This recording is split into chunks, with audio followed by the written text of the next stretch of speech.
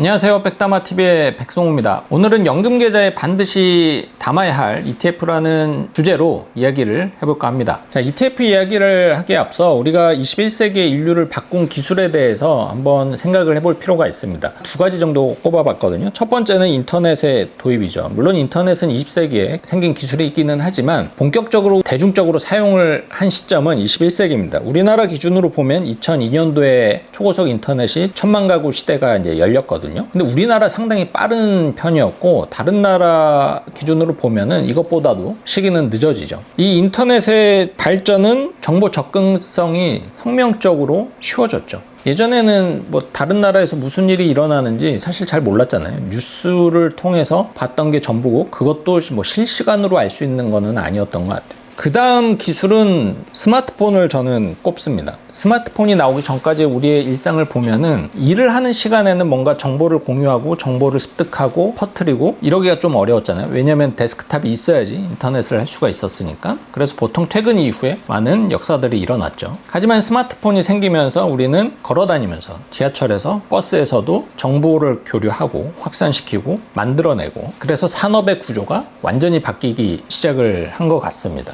제가 몸담고 있는 금융권도 완전히 바뀌었죠. 가뜩이나 뭐 은행 잘 안 가고 이랬는데 모바일 뱅킹이 생기기 시작을 하면서 편의성도 엄청나게 높아졌고 은행이 1층에 더 이상 있을 필요가 없는 세상이 된 것 같습니다. 그리고 예전에 이제 증권거래 같은 경우에도 막 객장 가서 했거든요. 제가 사회초년생 때는 객장에 가면은 객장에 진짜 사람 많았어요. 거기서 막 주문서 내고 주식 거래하고 거기가 이제 정보를 교류를 할 수 있는 유일한 공간이기도 했고 이 머니 무브를 파악을 할 수 있는 또 공간이기도 했죠. 하지만 인터넷과 또 스마트폰이 발전을 하면서 그런 모습은 그냥 진짜 역사 속에서나 볼 수 있는 그렇게 변한 것 같습니다.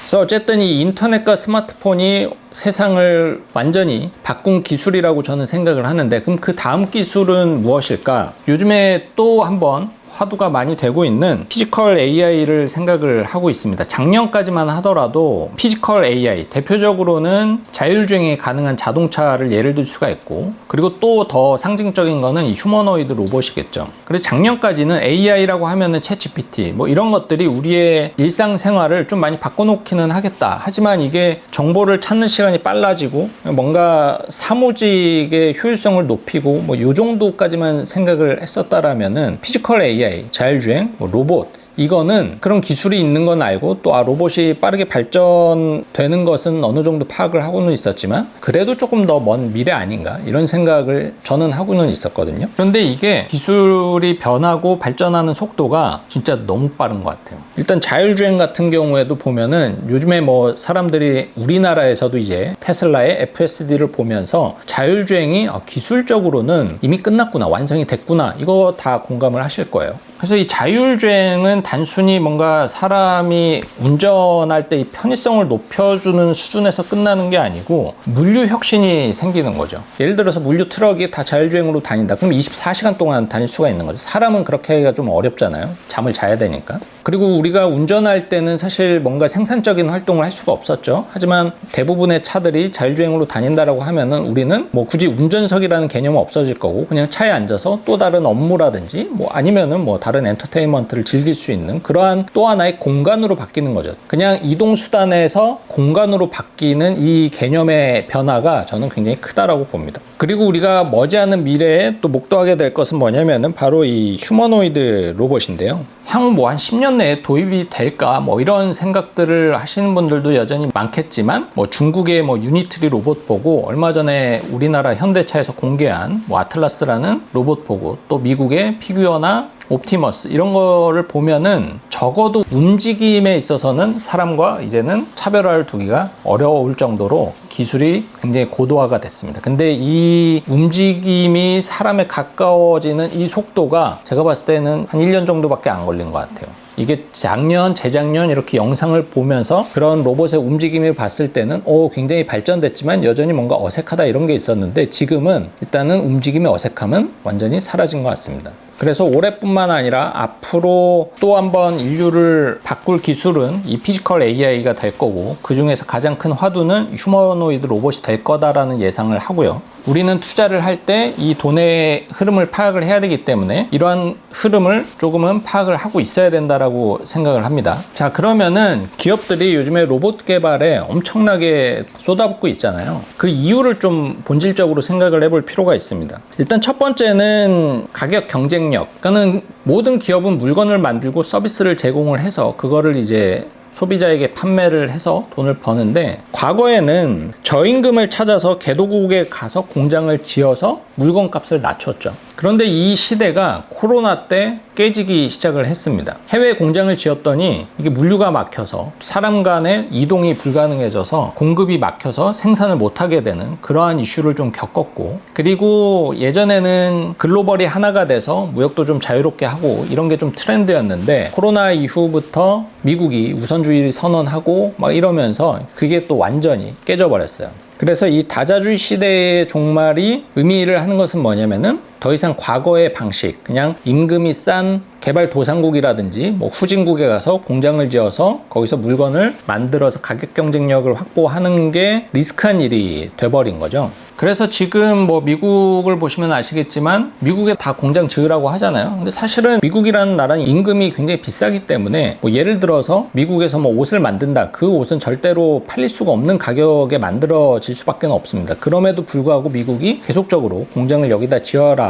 라고 이야기를 하는 거는 생산 단가를 엄청나게 낮출 수 있는 자신감이 있기 때문이죠. 그 배경은 뭐냐면 사실은 로봇입니다. 우리나라 뭐 현대차도 미국에 있는 공장은 우리나라의 울산 공장에 비해서 사람 수가 굉장히 적잖아요. 그 배경이 뭐겠어요? 공장의 자동화가 굉장히 많이 이루어졌기 때문이죠. 그러니까 사실 어떻게 보면 미국의 공장이 아무리 많이 지어도 미국의 실업률이 가파르게 개선되지는 않습니다. 왜냐면은 다 로봇들이 일하고 자동화된 공장이니까. 그리고 또 로봇이 필요한 이유는 노동력이 부족하기 때문입니다. 노동력이 부족하다라는 거에 대해서 좀 이해를 할 수는 없을 수 있겠죠. 왜냐면 우리나라 막 실업률이 아직도 굉장히 높고 이러니까. 하지만 또 이 안에서 현실은 뭐냐면은 이 3D 업종의 인력난은 여전히 굉장히 심하다라는 거예요. 그러니까 지금도 보면은 우리나라에서 제조업, 특히나 이제 중소기업 이하의 제조업 현장에서는 인력 구하기가 굉장히 어렵죠. 그래서 공장의 인력들은 사실 다 누가 차지하고 있느냐? 외국인들이죠. 우리나라 사람들은 거기 가서 일을 하지 않잖아요. 그래서 아이러니하게도 지금은 인력이 굉장히 부족합니다. 그래서 그것을 해결하기 위해서 로봇이 필요하고 자동화가 필요한 단계인 거죠. 그리고 이뿐만 아니라 사람을 쓰면은 점점 뭐 임금에 대한 부담도 있지만은 여러 가지 규제에 대한 리스크도 생기고요. 우리나라만 보더라도 노조와의 트러블 이런 것들로 인해서 생산성에 영향을 미치고, 또 뭔가가 공장이나 이런 데서 사고가 났을 때, 그럴 때 생길 수 있는 사법적인 리스크들, 이런 것들이 기업 입장에서는 효율성을 떨어뜨리는 요인들이기 때문에 로봇이 엄청나게 필요한 거예요. 그런 수요가 있으니까 이 로봇을 만들 수 있는 회사들이 굉장히 많아지는 거고, 그 기술의 발전 속도가 계속 빨라질 수가 있는 거죠. 로봇 시장의 예상 성장률은 500억 달러 수준에서 2030년이 되면은 약 1100억 달러 수준으로 연평균 14% 증가할 것으로 이제 예상을 하고 있습니다. 이런 자료를 이제 보면은 일반적으로는 우리가 로봇 산업이 이렇게 빠르게 확장되고 있나 이렇게 피부로 느끼기는 좀 어렵거든요. 그렇지만 그거는 우리가 단순히 보지 못했을 뿐이다. 왜냐면 지금 현재도 로봇은 공장에서 여러 가지 이제 협동 로봇 그리고 물류 로봇 이런 걸 통해서 굉장히 많이 점유율이 높아지고 있는 게 현실이죠. 그런데 왜 요즘에 로봇에 있어서도 이 휴머노이드 로봇에 대한 기술을 왜 이렇게까지 끌어올리려고 여러 기업들이 노력을 하는 것인가? 굳이 꼭 사람의 모형이 필요한가? 이런 의문을 가질 필요가 있잖아요. 사실 그냥 뭐 밑에는 바퀴 모양이 되고 위에는 뭐 그냥 집게 달리고 뭐 이래도 괜찮을 것 같은데, 근데 궁극적으로 휴머노이드 로봇, 그러니까 인간과 비슷한 형태의 로봇이 필요한 이유가 뭐냐면은 지금 현재 있는 공장들을 자동화시키기 위해서는 이 휴머노이드 로봇이 필요하다라는 겁니다. 이게 무슨 말이냐면은 지금 공장에 사람들이 이렇게 일을 하고 있는데 이거를 자동화한다 라고 하면은 이 공장의 모든 설비를 다 뜯어내고 다 협동 로봇과 이런 걸 다 채워야 되는데, 그러면 투자 금액이 엄청나게 상승을 하겠죠. 완전 다 바꿔야 되잖아요. 다 철거하고 완전히 싹 바꿔야 되니까. 근데 사람과 똑같은 로봇이 나온다. 그러면은 기존에 있는 공장 설비를 바꿀 필요가 없죠. 예를 들어서 그냥 문짝도 그냥 그대로 쓰면 됩니다. 사람과 똑같은 로봇은 그냥 그 문을 열고 들어오면 되니까. 그러니까 지금 이 지구상에 있는 공장의 80-90%는 인간을 위한 공장이 대부분이고, 그런 것들을 완전히 무인화하고 자동화를 하기에는 비용적으로 감당이 안 되니까는 가장 효율적인 대안은 그냥 인간과 똑같은 로봇을 만들어서 노동자 대신에 로봇을 투입을 하는 것이다. 그래서 휴머노이드 로봇이 필요하다라는 거죠.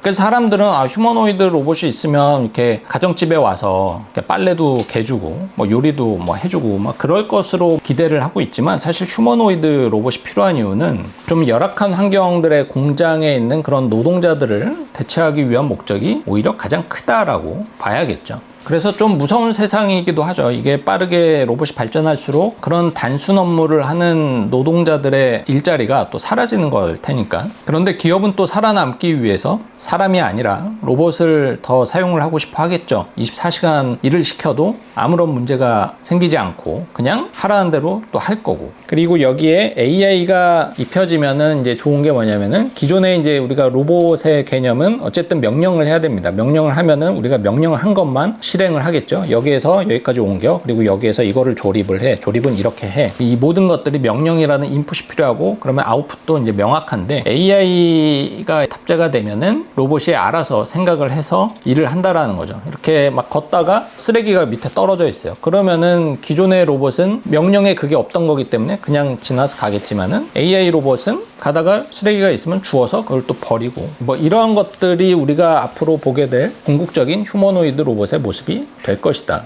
굉장히 설레이는 기술이기도 하고, 하지만 한편으로는 굉장히 무서운 기술이기도 하다라는 생각이 듭니다. 자, 그래서 오늘 드리고 싶은 말씀은, 연금저축 계좌에서 이 휴머노이드 관련된 ETF를 담는 게 굉장히 중요하다. 사실 뭐 작년부터 이 휴머노이드 로봇 ETF에 대한 투자는 계속 하고 있었는데, 올해부터는 거기에 대한 비중을 조금 더 늘려도 되겠다라는 생각을 하고 있습니다. 그리고 로봇 관련된 기업들이 사실 많은데, 직접 투자를 하기에는 여전히 좀 부담스러운 섹터인 것 같아요. 왜냐면은 우리가 전기차, 그러면 테슬라를 생각을 할 수가 있고, 그 시판된 차가 나왔기 때문에 여기에 들어간 배터리가 어디 걸 쓰는지, 여기에 들어간 모터를 어디에 쓰는지, 뭐 이런 걸 파악을 해서 관련주를 명확하게 찾을 수가 있고, 그 테슬라의 모델 3, 모델 Y가 많이 팔리면은 테슬라의 주가가 좋은 건 알 수가 있죠. 하지만 로봇은 아직 우리 눈으로 목도할 수 있는 시판된 휴머노이드 로봇은 사실 없잖아요. 그래서 어떠한 기업이 진짜 완성도가 높은 휴머노이드 로봇을 내놓게 될지 아직은 예상을 하기가 어렵고, 물론 지금 현재 기준으로 테슬라, 피규어, 그리고 뭐 현대차, 중국의 유니트리, 이러한 기업들의 로봇이 완성도가 좋다라고 하지만, 또 어느 순간 이게 다른 기업이 치고 와서 그걸 역전할지 모르는 거고, 그렇기 때문에 ETF를 통해서 그 종목에 대한 선택은 우리가 아니고 이 전문 운용사에서 해주는 게 훨씬 더 유리하다라는 판단이 있어서, 저는 로봇과 관련된 투자는 테슬라를 제외하고는 ETF를 좀 많이 활용을 하는 편이고요. 그리고 또 어차피 연금저축계좌에서는 개별 종목을 담을 수가 없기 때문에 ETF가 필요하기도 합니다. 우리나라에 상장되어 있는 휴머노이드 로봇 ETF는 크게 보면은 세 가지 형태라고 보셔야 돼요. 미국 관련 로봇 ETF가 있고, 그리고 중국 관련 로봇 관련 ETF가 있고요. 그리고 한국 관련